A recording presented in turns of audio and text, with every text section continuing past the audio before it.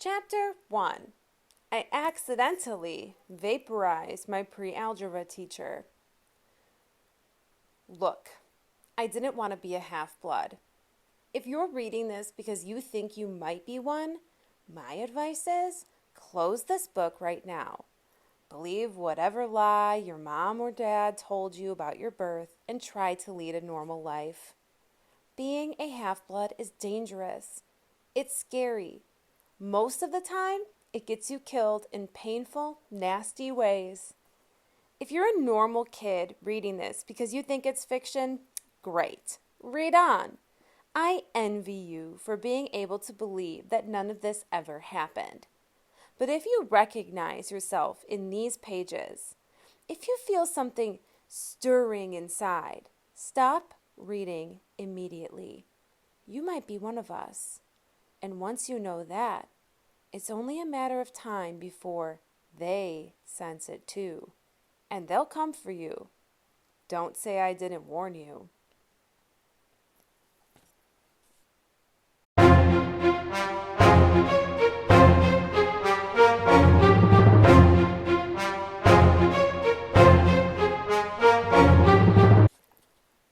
My name is Percy Jackson. I'm 12 years old.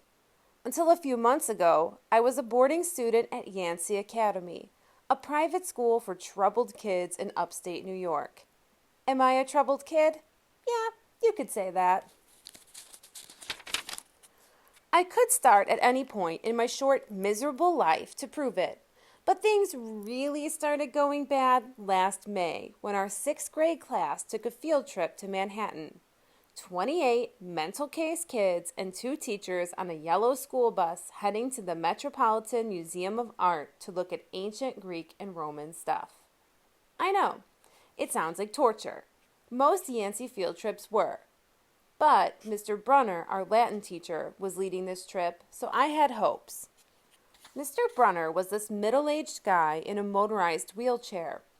He had thinning hair and a scruffy beard and a frayed tweed jacket which always smelled like coffee. You wouldn't think he'd be cool, but he told stories and jokes and let us play games in class. He also had this awesome collection of Roman armor and weapons, so he was the only teacher whose class didn't put me to sleep. I hoped the trip would be okay. At least, I hoped that for once, I wouldn't get in trouble. Boy, was I wrong. See, bad things happen to me on field trips. Like at my 5th grade school, when we went to the Saratoga battlefield, I had this accident with a Revolutionary War cannon. I wasn't aiming for the school bus, but of course, I got expelled anyway.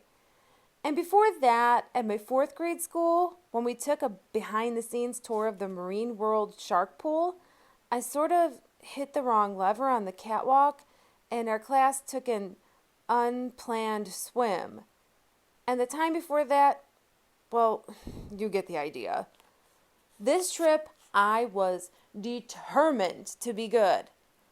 All the way into the city, I put up with Nancy Bobafett, the freckly, red-headed, kleptomaniac girl, which means she steals stuff, hitting my best friend Grover in the back of the head with chunks of peanut butter and ketchup sandwich. Blech. Grover was an easy target. He was scrawny. He cried when he got frustrated. He must have been held back several grades because he was the only 6th grader with acne and the start of a wispy beard on his chin. On top of all that, he was crippled. He had a note excusing him from PE for the rest of his life because he had some kind of muscular disease in his legs. He walked funny, like every step hurt him. But don't let that fool you. You should have seen him run when it was enchilada day in the cafeteria. Anyway, Nancy Bobafett was throwing wads of sandwich that stuck in his curly brown hair, and she knew I couldn't do anything back to her because I was already on probation. The headmaster had threatened me with death by in-school suspension if anything bad, embarrassing, or even mildly entertaining happened on this trip. I'm going to kill her, I mumbled. Grover tried to calm me down. It's okay. I like peanut butter. He dodged another piece of Nancy's lunch. That's it! I started to get up, but Grover pulled me back to my seat. You're already on probation, he reminded me. You know who will get blamed if anything happens. Looking back on it, I wish I had decked Nancy Bobofit right then and there. In-school suspension would have been nothing compared to the mess I was about to get myself into. That's foreshadowing. Mr. Brunner led the museum tour. He rode up front in his wheelchair, guiding us through the big, echoey galleries, past marble statues and glass cases full of really old black and orange pottery. It blew my mind that this stuff had survived for 2,000, 3,000 years.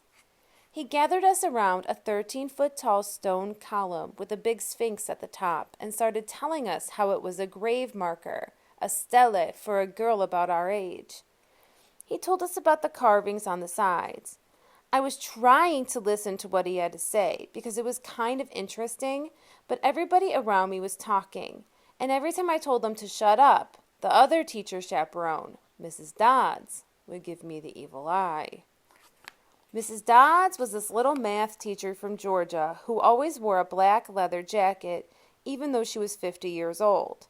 She looked mean enough to ride a Harley right into your locker. She had come to Yancey halfway through the year when our last math teacher had a nervous breakdown. From her first day, Mrs. Dodds loved Nancy Bobofit and figured I was devil spawn. She would point her crooked finger at me and say, "Now, honey," real sweet, and I knew I was going to get after-school detention for a month. One time, after she'd made me erase answers out of old math workbooks until midnight, I told Grover I didn't think Mrs. Dodds was human. He looked at me real serious and said, You're absolutely right. Mr. Brunner kept talking about Greek funeral art. Finally, Nancy Bobofit snickered something about the naked guy on the stele, and I turned around and said, "Will you shut up?"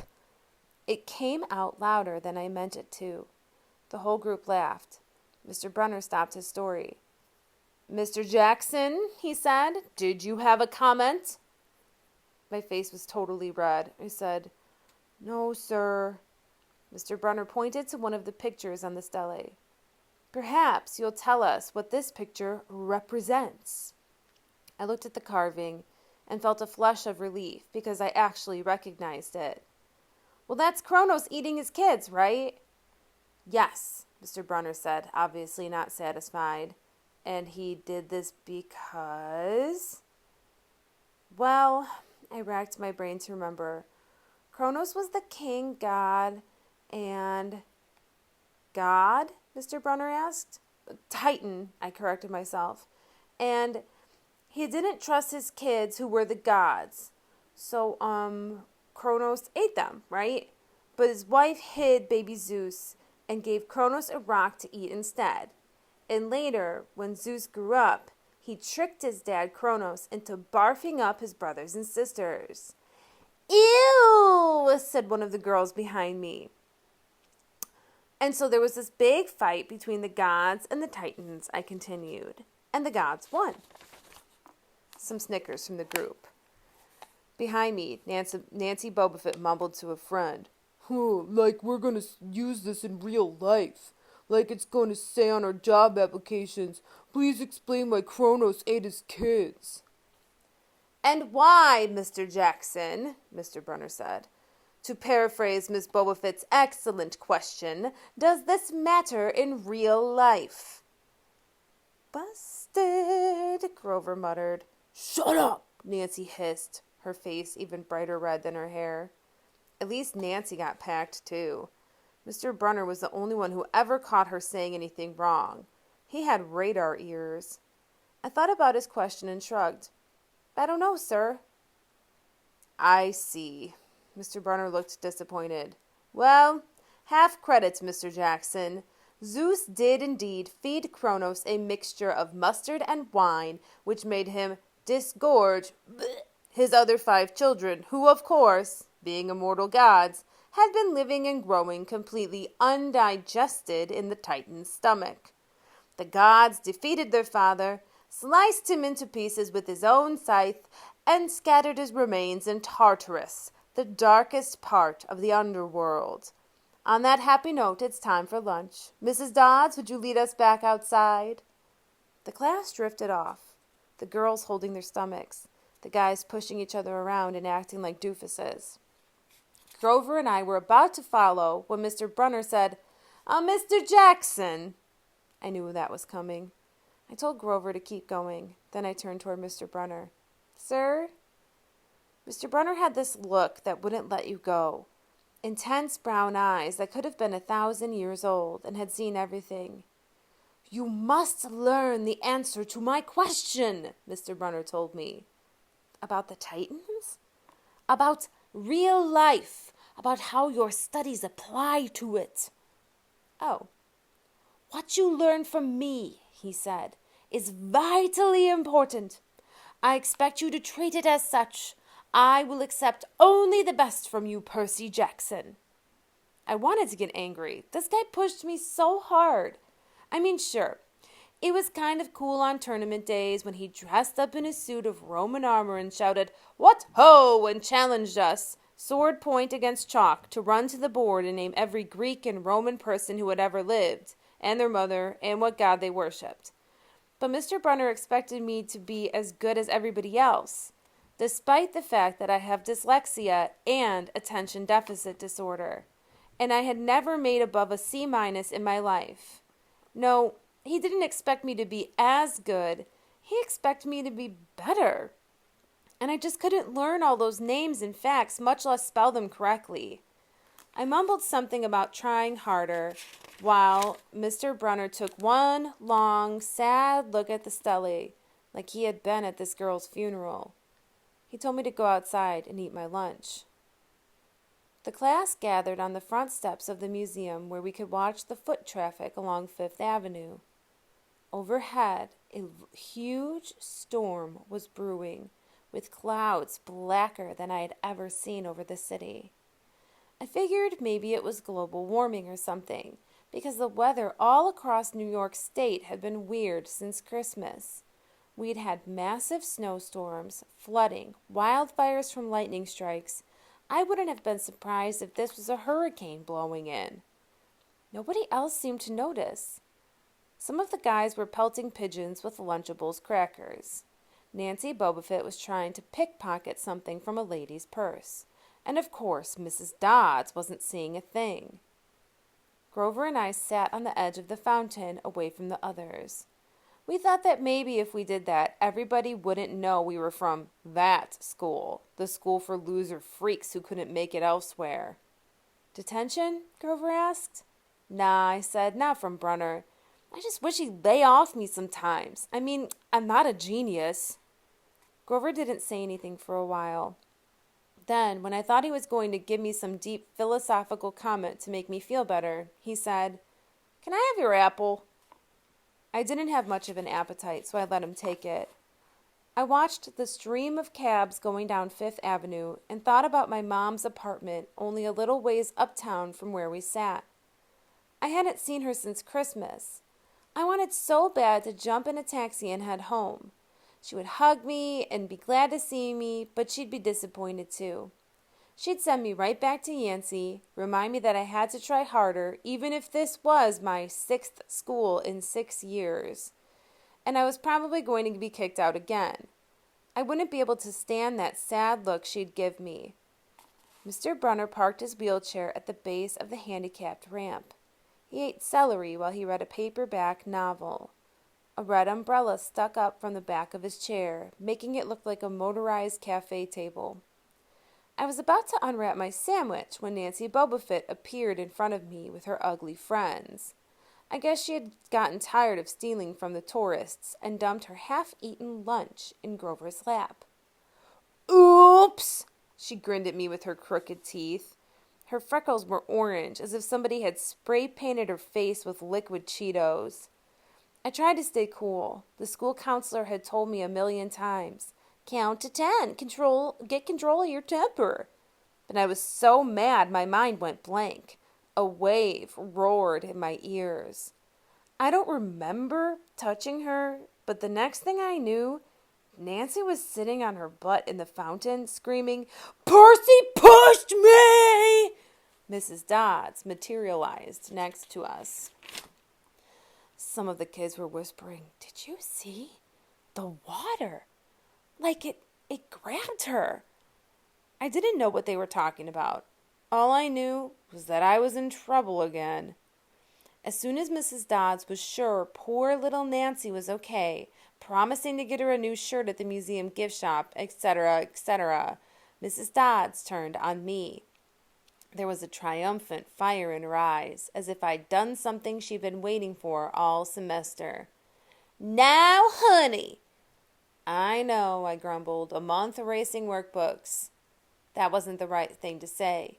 "Come with me," Mrs. Dodds said. "Wait," Grover yelled. "It was me. I pushed her." I stared at him, stunned. I couldn't believe he was trying to cover for me. Mrs. Dodds scared Grover to death. She glared at him so hard his whiskery chin trembled. "I don't think so, Mr. Underwood," she said. "But you will stay here." Grover looked at me desperately. "It's okay, man," I said. "Thanks for trying." "Honey," Mrs. Dodds barked at me. "Now!" Nancy Bobofit smirked. I gave her my deluxe "I'll kill you later" stare, and then I turned to face Mrs. Dodds, but she wasn't there. She was standing at the museum entrance, way at the top of the steps, gesturing impatiently at me to come on. How'd she get there so fast? I have moments like that a lot, when my brain falls asleep or something, and the next thing I know I've missed something, as if a puzzle piece fell out of the universe and left me staring at the blank place behind it. The school counselor told me this was part of the ADHD, my brain misinterpreting things. I wasn't so sure. I went after Mrs. Dodds. Halfway up the steps, I glanced back at Grover. He was looking pale, cutting his eyes between me and Mr. Brunner, like he wanted Mr. Brunner to notice what was going on. But Mr. Brunner was absorbed in his novel. I looked back up. Mrs. Dodds had disappeared again. She was now inside the building at the end of the entrance hall. Okay, I thought. She's going to make me buy a new shirt for Nancy at the gift shop. But apparently that wasn't her plan. I followed her deeper into the museum. When I finally caught up to her, we were back at the Greek and Roman section. Except for us, the gallery was empty. Mrs. Dodds stood with her arms crossed in front of a big marble frieze of the Greek gods. She was making this weird noise in her throat, like growling.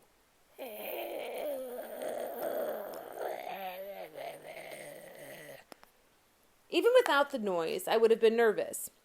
It's weird being alone with a teacher, especially Mrs. Dodds. Something about the way she looked at the frieze, as if she wanted to pulverize it. "You've been giving us problems, honey," she said. I did the safe thing. I said, "Yes, ma'am." She tugged at the cuffs of her leather jacket. "Did you really think you would get away with it?" The look in her eyes was beyond mad. It was evil. She's a teacher, I thought nervously. It's not like she's gonna hurt me. I said, I'll try harder, ma'am." Thunder shook the building. "We are not fools, Percy Jackson," Mrs. Dodds said. "It was only a matter of time before we found you out. Confess, and you will suffer less pain." I didn't know what she was talking about. All I could think of was that the teachers must have found the illegal stash of candy I'd been selling out of my dorm room. Or maybe they'd realized I got my essay on Tom Sawyer from the internet without ever reading the book, and now they were going to take away my grade. Or worse, they were going to make me read the book. "Well," she demanded. "Ma'am, I don't..." "Your time is up," she hissed. Then the weirdest thing happened. Her eyes began to glow like barbecue coals. Her fingers stretched, turning into talons. Her jacket melted into large, leathery wings. She wasn't human. She was a shriveled hag with bat wings and claws and a mouthful of yellow fangs, and she was about to slice me to ribbons. Then things got even stranger. Mr. Brunner, who'd been out in front of the museum a minute before, wheeled his chair into the doorway of the gallery, holding a pen in his hand. "What ho, Percy!" he shouted, and tossed the pen through the air. Mrs. Dodds lunged at me. With a yelp, I dodged and felt talons slash the air next to my ear. I snatched the ballpoint pen out of the air, but when it hit my hand, it wasn't a pen anymore. It was a sword. Mr. Brunner's bronze sword, which he always used on tournament day. Mrs. Dodd spun toward me with a murderous look in her eyes. My knees were jelly. My hands were shaking so bad I almost dropped the sword. She snarled, "Die, honey," and she flew straight at me. Absolute terror ran through my body. I did the only thing that came naturally. I swung the sword. The metal blade hit her shoulder and passed clean through her body as if she were made of water. Hiss! Mrs. Dodds was a sand castle in a power fan. She exploded into yellow powder, vaporized on the spot, leaving nothing but the smell of sulfur and a dying screech and a chill of evil in the air, as if those two glowing red eyes were still watching me. I was alone. There was a ballpoint pen in my hand. Mr. Brunner wasn't there. Nobody was there but me. My hands were still trembling. My lunch must have been contaminated with magic mushrooms or something. Had I imagined the whole thing? I went back outside. It had started to rain. Grover was sitting by the fountain, a museum map tented over his head. Nancy Bobofit was still standing there, soaked from her swim in the fountain, grumbling to her ugly friends. When she saw me, she said, "I hope Mrs. Kerr whipped your butt." I said, "Who?" "Our teacher, duh." I blinked. Huh? We had no teacher named Mrs. Kerr. I asked Nancy what she was talking about. She just rolled her eyes and turned away. I asked Grover where Mrs. Dodds was. He said, "Who?" But he paused first, and he wouldn't look at me, so I thought he was messing with me. "Not funny, man," I told him. "This is serious." Thunder boomed overhead. I saw Mr. Brunner sitting under his red umbrella, reading his book as if he had never moved. I went over to him. He looked a little distracted. "Ah, that would be my pen. Please bring your own writing utensil in the future, Mr. Jackson." I handed Mr. Brunner his pen. I hadn't even realized I was still holding it. "Sir," I said, "where's Mrs. Dodds?" He stared at me blankly. "Who?"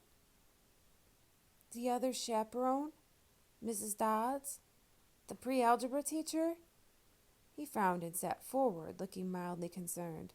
"Percy, there is no Mrs. Dodds on this trip. As far as I know, there has never been a Mrs. Dodds at Yancey Academy. Are you feeling all right?"